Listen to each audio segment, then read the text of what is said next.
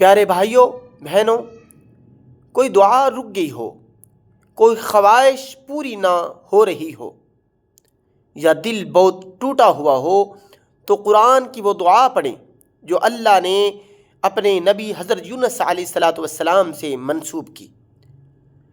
لا الہ الا انت سبحانک انی کنت من الظالمین، جسے آیت کریمہ بھی کہا جاتا ہے۔ اس دعا میں 3 خزانے ہیں: اللہ کی توحید، اللہ کی پاکی اور اپنے نفس کی غلطی کا اعتراف۔